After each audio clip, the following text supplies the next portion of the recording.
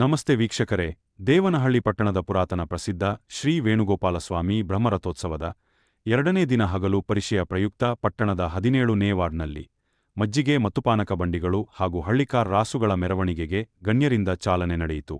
17 ವಾರ್ಡಿನ ಮಾಜಿ ಪುರಸಭಾ ಸದಸ್ಯರಾದ ಸುರೇಶ್ ಮಾತನಾಡಿ, ಶ್ರೀ ವೇಣುಗೋಪಾಲಸ್ವಾಮಿ ಬ್ರಹ್ಮರಥೋತ್ಸವ ಸಡಗರ ಸಂಭ್ರಮದಿಂದ ನಡೆಯುತ್ತಿದೆ.